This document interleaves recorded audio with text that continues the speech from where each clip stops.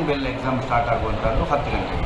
10 ಗಂಟೆಗೆ ಆಗುವಾಗ ನಮ್ಮಲ್ಲಿ 9+4 13 ಮಂದಿ ಸ್ಟೂಡೆಂಟ್ಸು ರೆಡಿಯಾಗಿದ್ದರು.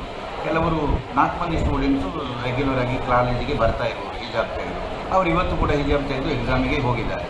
ಬಟ್ 9 ಮಂದಿ ಸ್ಟೂಡೆಂಟ್ಸು ಇವತ್ತು ಹಿಜಾಬ್ ತೆಗೀಲಿಕ್ಕೆ ಇಷ್ಟ ಇಲ್ಲ, ತೆಗೆಯುವುದಿಲ್ಲ. ಕಾರಣ ಹೈಕೋರ್ಟ್ ಜಡ್ಜ್ಮೆಂಟ್ ಅದು PUC ವಿದ್ಯಾರ್ಥಿಗಳಿಗೆ ಬಂದದ್ದು, ಡಿಗ್ರಿಯಲ್ಲಿ ಹೇಳಲಿಲ್ಲ ಅಂತ ಹೇಳಿದ್ರು. ನಾನು ಹೇಳಿದೆ ಈ ಆರ್ಗ್ಯುಮೆಂಟ್ ಮಾಡುವಂಥದ್ದು ಲಾಯರ್ಸ್ ಮಾಡ್ತಾರೆ ಬಿಟ್ಟರೆ ನಮಗೆ ಹೈಕೋರ್ಟ್ ಡಿಸಿಷನ್ಗೆ ನಾವೆಲ್ಲರೂ ಕೂಡ ಬೈಂಡಿಂಗ್ ಆಗಿರಬೇಕು.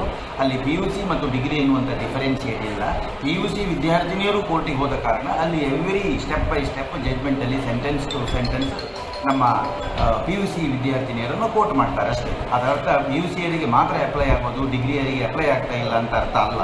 ಅದು ನಮ್ಮ ಫಾರಿನ್ ಎಗೇನೆಸ್ಟಲ್ಲಿ ವಕೀಲರು ಬೇಕಾದರೆ ಹೇಳ್ಬೋದು. ಆದರೆ ಜಡ್ಜ್ಮೆಂಟ್ ಅನ್ನೋದು ದ ಹೋಲ್ ಸ್ಟೇಟಿಗೆ ಅಪ್ಲೈ ಆಗ್ತದೆ.